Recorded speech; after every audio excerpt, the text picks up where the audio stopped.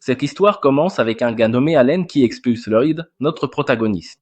Oui, tout s'est passé très vite, mais d'abord, revenons un peu en arrière. Quand Merlin apprend au protagoniste à utiliser un peu de magie et le prévient que, s'il n'y arrive pas, il restera sans nourriture. C'est ainsi que le pauvre Lloyd passe toute la journée à s'entraîner jusqu'à ce qu'il parvienne enfin à créer du feu dans la paume de sa main.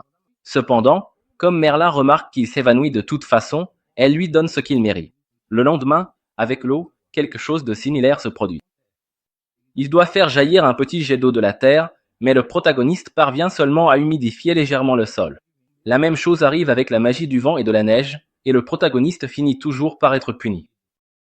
Malgré cela, Merlin ne le fait pas par méchanceté. En réalité, on peut remarquer qu'elle a beaucoup d'affection pour lui, car elle sait que Lloyd fait des efforts, même s'il n'est pas très fort.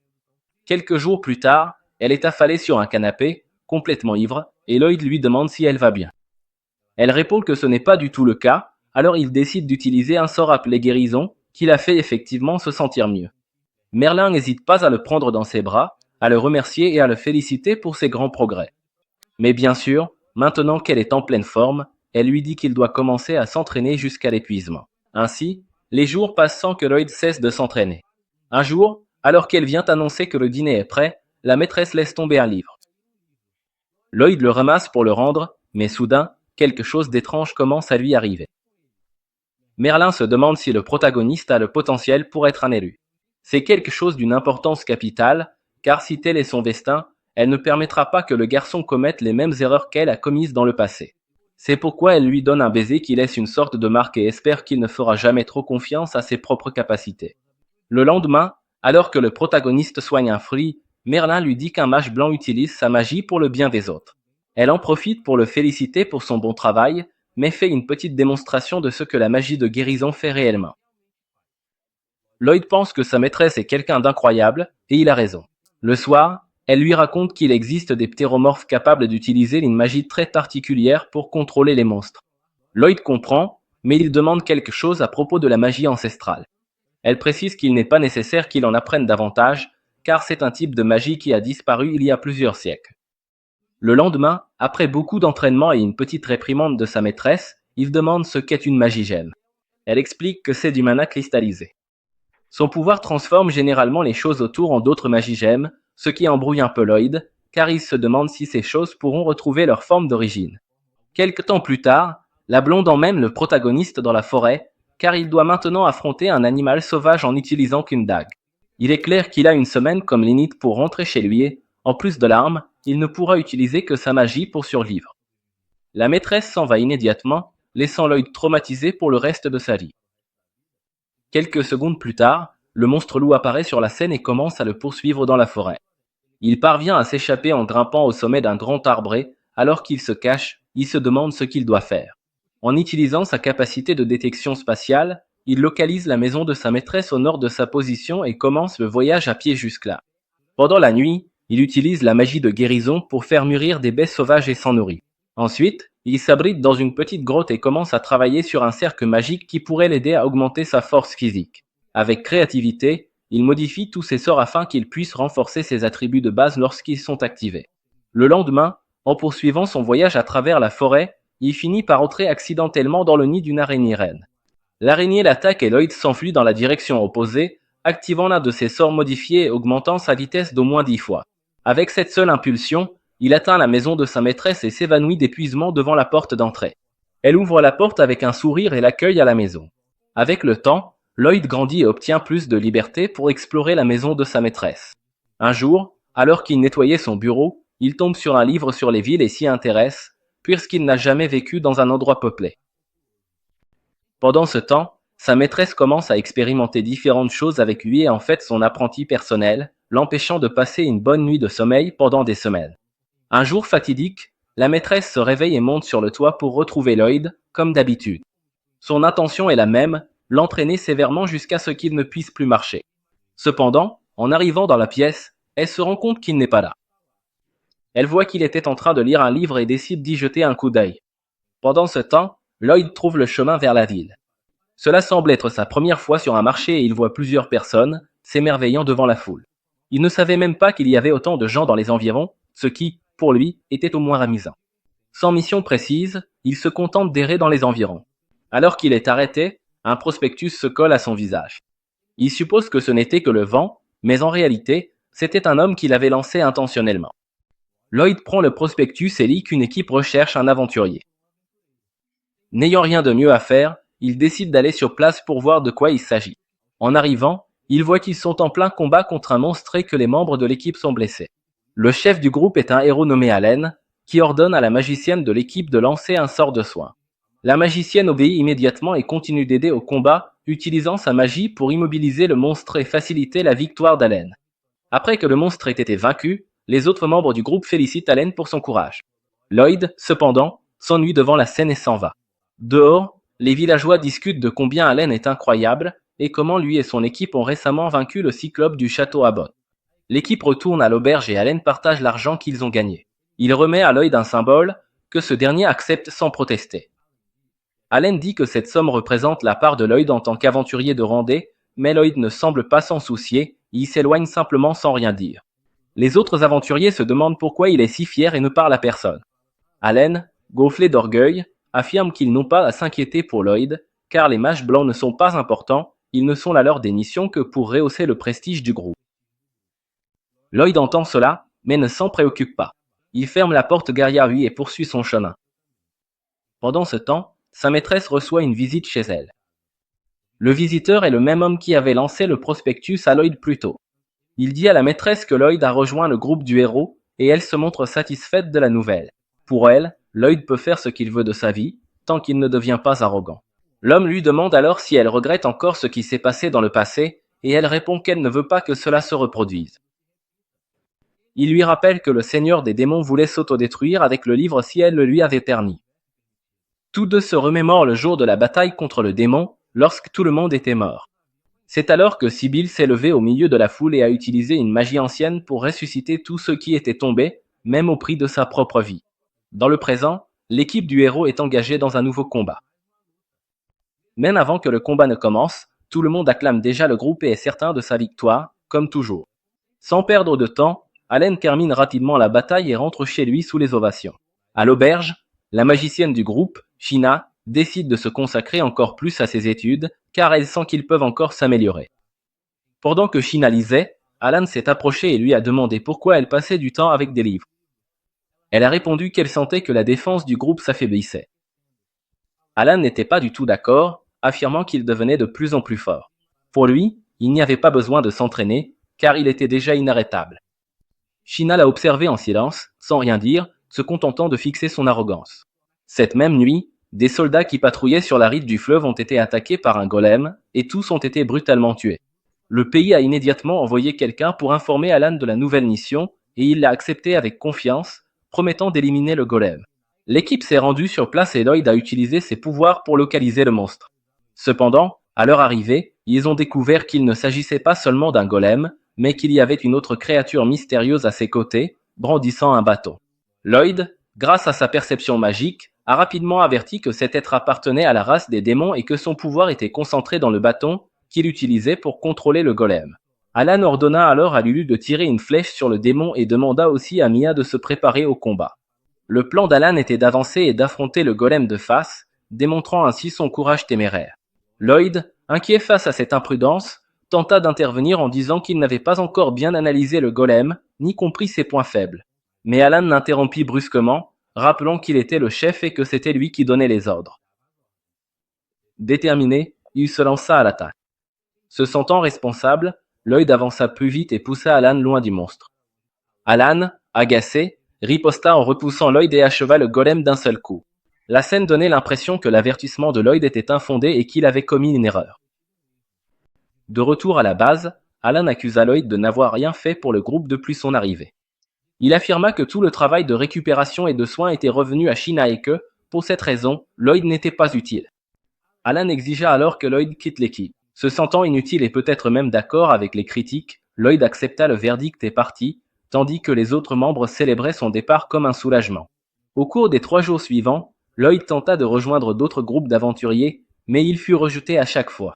Après un nouveau refus décourageant, il entendit une femme crier dans le hall de la guilde, disant qu'elle avait urgemment besoin d'un mage blanc non affilié. L'employé de la guilde lui suggéra d'appeler Lloyd.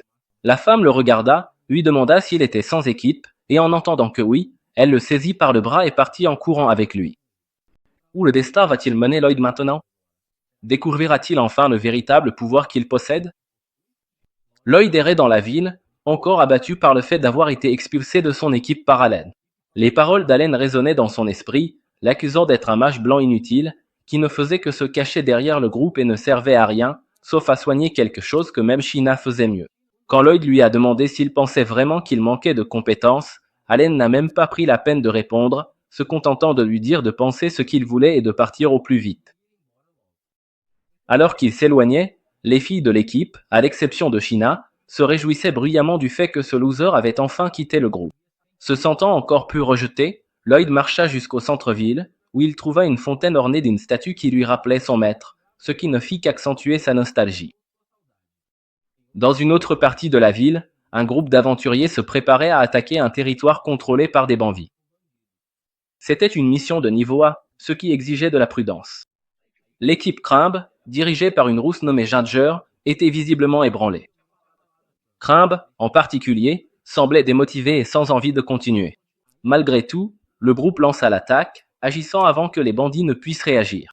Silica, la magicienne de l'équipe, commença à incanter un sort à haute voix, ce qui attira immédiatement l'attention des bandits. L'un d'eux a crié qu'il fallait attaquer seulement après qu'elle ait fini d'incanter, et c'est ce qu'ils ont fait, se protégeant jusqu'au bon moment. Lorsque Silica s'est épuisé, les bandits ont avancé. Cependant, Gross, l'archer de l'équipe, a assuré la couverture à distance, abattant tous les ennemis d'un seul tir. L'équipe semblait bien équilibrée, avec YI, l'épéiste et chef du groupe, qui tenait bon sur le champ de bataille. Même lorsqu'elle commettait des erreurs, elle était protégée par Dagger, le tante de l'équipe, qui la défendait avec son bouclier. Crimbe utilisait sa magie pour renforcer physiquement Dagger, ce qui leur donnait l'avantage dans l'affrontement.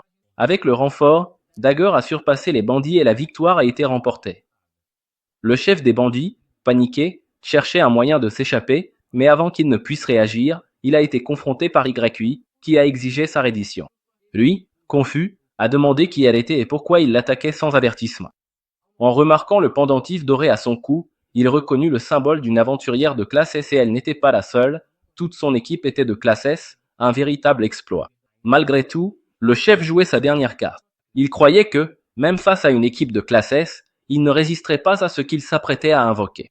Utilisant son bâton, il lança un sort d'invocation et un golem géant émergea du sol. Contre ce monstre, la magie serait inutile. Silica et Crimbe, toutes deux mages, se retrouvèrent incapables d'agir. Cross doutait que ses flèches aient le moindre effet, il ne restait donc plus que Dagger et YI pour se battre. En tant que chef, YI avança sans hésiter et attaqua le golem de toutes ses forces, mais le coup égratigna à peine la créature. Crimbe, qui était distraite depuis le début, n'entendit même pas la demande de YI de la renforcer. La chef dut crier pour attirer son attention, et ce n'est qu'alors que Crimbe lança le sort d'amélioration physique. Avec le renforcement, la puissance de YI augmenta d'au moins 5 fois, et elle trancha le golem en deux d'un seul coup. La mission accomplie, tous les bandits, y compris le chef, furent capturés. YI s'approcha de Crimbe pour discuter de ce qui s'était passé. Crimbe s'excusa de s'être laissé distraire et dit qu'elle ne se considérait plus digne d'être une aventurière. YI comprenait sa situation, qui semblait apparemment liée à sa sœur, Sylvie. Avant que Crimbe ne puisse en dire plus sur Sylvie, la scène passe à Lloyd, qui en était déjà à son 3e jour consécutif d'échec à rejoindre une équipe. Il entend quelqu'un crier au comptoir qu'il avait besoin d'un mage blanc et, à sa grande surprise, c'était YI, qui apparemment avait déjà renvoyé Crimbe. Profitant de l'occasion, Lloyd s'approche et dit qu'il est un mage blanc. YI ne lui demande même pas son niveau et le tire par la main jusqu'à la base de son équipe. Elle présente Lloyd au groupe et l'accueille officiellement, même s'il n'a pas accepté d'entrer. Ses compagnons remarquent rapidement qu'elle l'a amené sans donner aucune explication, ce qu'elle a l'habitude de faire souvent. Cross explique qu'ils ont une mission urgente et que, sans Crimbe, ils ne peuvent pas la réaliser. Aucun d'eux ne croit que Lloyd soit un bon remplaçant, et même Lloyd ne se sent pas capable, surtout en découvrant qu'il fait face à une équipe de classe S bien qu'il ait déjà perdu confiance en lui. YI croyait encore en son potentiel et l'a forcé à montrer sa magie. Hésitant, pensant qu'il ne ferait que les décevoir, Lloyd décide d'essayer et invoque un bâton en utilisant la magie de stockage. Ce simple geste a suffi pour que tout le monde commence à se rendre compte qu'il n'était peut-être pas aussi inutile qu'il l'imaginait. Puis, sans même réciter une incantation, Lloyd applique un renforcement physique qui augmente la force de tout le groupe. Au début, personne ne remarque l'effet. D'un simple mouvement de son épée, elle coupe un arbre comme dans du beurre, laissant tout le monde stupéfait. Lloyd explique alors qu'il n'a pas seulement utilisé un renforcement physique, mais qu'il a aussi superposé plusieurs autres enchantements qui ont amplifié énormément le pouvoir de Ylui. Cela a suffi pour sceller son entrée dans le groupe. Malgré tout, Lloyd reste inconscient de sa véritable force et de son pouvoir. Il pense que, comme il s'agit d'un groupe d'aventuriers de haut niveau, utiliser un seul sort ne serait pas suffisant, alors il a lancé 5 améliorations différentes en même temps pour les impressionner. Mais en voyant leurs expressions choquées, il interprète mal la situation, pensant que sa performance a été médiocre. Le problème, quand on vous répète sans cesse que vous êtes inutile, c'est que votre estime de soi s'épuise, et celle de Lloyd était déjà au plus bas. Convaincu de ne pas avoir fait bonne impression et ne voulant pas être un fardeau pour le groupe, il prend congé et commence à s'en aller. Le groupe reste momentanément paralysé par le choc, jusqu'à ce que YI reprenne son souffle et crie de toutes ses forces pour qu'il revienne. Il revient, au moins pour écouter ce qu'ils avaient à dire. En racontant qu'il a été rejeté par l'équipe du héros parce qu'on le considérait comme inutile, YI est stupéfaite, tout de même. Il a fait partie de l'équipe du héros, mais il demande lui-même à ce qu'on ne soit pas impressionné, car il n'est pas si doué que ça. La faible estime de soi de Lloyd touchait le fond du gouffre. Il va même jusqu'à recommander de rappeler leur ancienne mage blanche, car elle est un meilleur choix. C'est alors que le groupe parle de Crabbe. Elle était vraiment douée et très appréciée, mais sa sœur Sylvie était malade. Crabbe jonglait entre sa vie d'aventurière et les soins à sa sœur, mais dernièrement, sa fatigue physique et émotionnelle affectait ses performances lors des missions. Lors du dernier combat, elle a failli mettre tout le monde en danger à cause d'une distraction. Même si tout le monde voulait encore qu'elle reste, c'est Crabbe elle-même qui a décidé de s'éloigner, inquiète pour la sécurité du groupe. Il pouvait se débrouiller sans une mage blanche lors de petites missions, mais pas dans les missions de rang 1, où un mage de soutien était indispensable. Plus qu'une simple coéquipière, Crabbe était l'ami de tous, et le groupe montrait une réelle inquiétude pour elle. Lloyd s'en rend compte et pense à la chance qu'a Crabbe d'avoir des compagnons aussi loyaux, bien différents de ceux qu'il a eus. Curieux à propos de la maladie de Sylvie, il demande plus de détails et découvre qu'elle est en train de se transformer lentement en pierre magique. Lloyd se souvient d'avoir lu avec sa maîtresse à propos de ce type de malédiction et se rappelle qu'elle avait mentionné qu'elle était réversible. Sentant qu'il pourrait peut-être aider, il demande à aller chez Crabbe. En arrivant, ils sont accueillis par elle et s'installent pour discuter. Crabbe révèle qu'elles étaient toutes les deux aventurières, jusqu'au jour où Sylvie s'est blessée lors d'une mission. Crabbe n'a pas assisté au moment exact, elle l'a simplement trouvée déjà blessée. Lorsque Lloyd demande où la blessure a eu lieu, elle répond que c'était dans une grotte, ce qui les surprend. Crabbe les conduit jusqu'à la chambre de Sylvie, et en ouvrant la porte, Lloyd ressent une puissante énergie magique émanant de l'endroit. En s'approchant, Crabbe retire la couverture du corps de sa sœur, révélant que ses bras et ses jambes étaient déjà pétrifiés. Lloyd affirme qu'il peut la guérir, mais Crabbe n'y croit pas. Plusieurs mages expérimentés avaient déjà essayé, sans succès, donc elle ne pense pas qu'un simple mage blanc pourra faire la différence. Cependant, Lloyd insiste et examine le point d'origine de la blessure, confirmant que la magie invasive était la cause de la pétrification. Même à contre-cœur, Crabbe le laisse essayer, encouragé aussi par YI. Lloyd invoque alors son bâton et commence un puissant sortilège qui le laisse physiquement affaibli.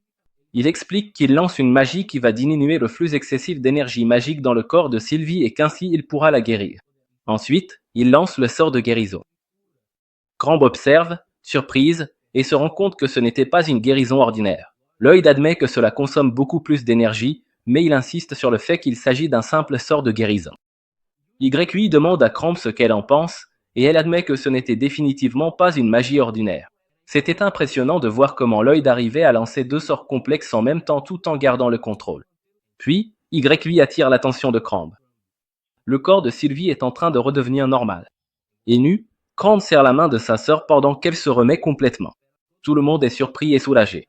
Crabbe, ému, remercie profondément, mais révèle qu'elle ne pourra pas revenir dans le groupe, car maintenant que Sylvie est guérie, elles vont reprendre leurs aventures ensemble. En guise de remerciement, elle promet de les inviter à dîner plus tard. Elle dit à Lloyd qu'elle sent maintenant que le groupe est en sécurité avec lui, mais elle est surprise d'entendre qu'il ne se considère toujours pas comme faisant partie du groupe. Plus tard, ils sortent manger ensemble et YI raconte aux autres le miracle que Lloyd a accompli. Même si tout le monde le félicite, Lloyd pense toujours que ce n'est pas grand-chose. Il va même jusqu'à s'excuser de ne pas avoir convaincu Cramp de revenir, mais le groupe ne s'en soucie pas, pour l'instant ils veulent juste fêter ça. Pendant la conversation sur l'avenir du groupe, Lloyd se souvient de l'équipe du héros et de la façon dont il se sentait méprisé. En contraste, il remarque comment il est traité maintenant. Alors, le cœur réchauffé, il demande s'il peut rejoindre le groupe. Surpris, tous réagissent avec joie et révèlent qu'ils voulaient aussi qu'il reste. Et ainsi, Lloyd rejoint enfin officiellement le groupe, et cette nouvelle aventure ne fait que commencer. Lloyd dévorait la nourriture comme s'il n'avait jamais mangé auparavant, ce qui poussa les autres à se demander s'il n'avait vraiment jamais goûté à un vrai repas. En entendant que la nourriture de la ville n'était que moyenne, il commença à se demander si ce que sa maîtresse préparait était vraiment de la nourriture. YYUI demanda qui était cette fameuse maîtresse et Lloyd expliqua que c'était une femme mystérieuse qui lui avait appris la magie. Il a passé plusieurs années avec elle dans une maison qui semblait tout droit sortie du Seigneur des Anneaux, où il ne mangeait que ce qui poussait naturellement dans le jardin ou ce qu'il chassait dans la forêt.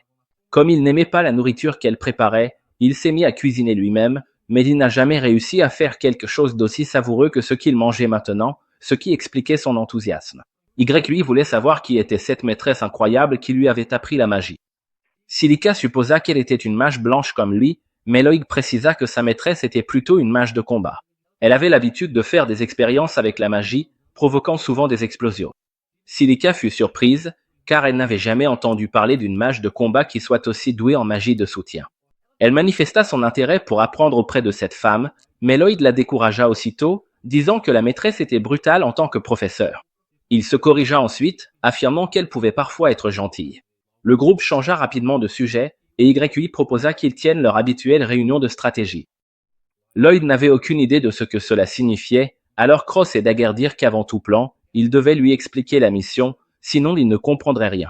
YUI hésita à expliquer, disant qu'elle n'était pas douée pour ça, et demanda à Dagger de s'en charger. Il refusa d'abord, rappelant qu'elle était la chef et qu'elle devait se comporter comme telle. Mais comme YUI insista, il finit par céder. Dès que YUI montra l'avis de mission, Dagger expliqua que le groupe devait vaincre une bande de monstres qui détruisaient des plantations. Ils étaient tout simplement apparus de nulle part et avaient commencé à tout piétiner. Lloyd remarqua que Dagger n'avait pas précisé de quel type de monstre il s'agissait et demanda s'il y avait différents types impliqués. Silica confirma, ce qui intrigua Lloyd, il n'avait jamais entendu parler de monstres différents s'unissant en bande. YUI coupa alors court à la spéculation, disant qu'il ne pouvait pas perdre de temps à chercher la raison, car leur devoir en tant qu'aventurier était d'aider les fermiers en difficulté. Avec Lloyd désormais au courant de la mission, ils commencèrent la réunion de stratégie. Cross leva la main et prévint que lui et YUI ne seraient pas d'une grande aide face à une meute de loups. Silica était la plus qualifiée pour s'occuper des monstres, et elle acquiesça, bien qu'elle soit inquiète à l'idée de devoir utiliser des attaques à grande portée qui consomment beaucoup de mana. Comme 3 membres du groupe étaient pratiquement inutiles dans ce cas, YUI demanda à Lloyd s'il savait utiliser la magie offensive. Lloyd admit que oui, mais il précisa que sa magie ne se comparait pas à celle de véritables mages de combat. Comme cela le rendait peu utile en attaque, Dagger élabora un plan. Lui et YUI attireraient les monstres vers un point précis, et Silica les attaquerait massivement. Cross, en tant qu'archer, protégerait Silica et Lloyd des monstres. Quant à Lloyd, il aurait pour rôle d'utiliser des magies de soutien et de soin sur tout le monde, comme on l'attendait d'un mage blanc. Dagger conclut que le reste serait décidé sur le champ de bataille. Silica se montra enthousiaste à l'idée de voir les compétences de soutien de Lloyd, mais il la prévint de ne pas trop en attendre. Malgré sa puissance, Lloyd se sous-estimait toujours. YUI suggéra alors qu'il ait plus confiance en lui, et tous les membres du groupe l'encouragèrent à donner le meilleur de lui-même. Cela améliora l'humeur de Lloyd. Après la réunion, le groupe commença à retourner à l'auberge, et Lloyd partit dans une autre direction. Dagger l'arrêta, l'appelant à rester avec eux. Lloyd, un peu gêné, expliqua qu'il n'avait plus d'argent, mais Dagger répondit que ce n'était pas un problème après tout. Ils étaient un groupe d'aventuriers de rang S pour les aider. Dagger donna à Lloyd une bourse remplie de pièces d'or et d'argent. Sachant que Lloyd n'accepterait pas cela gratuitement, il dit que la somme serait déduite de sa part de la récompense de la mission. Lloyd promet de faire de son mieux pour rendre la gentillesse de Dagger et rejoint le groupe en direction de l'auberge.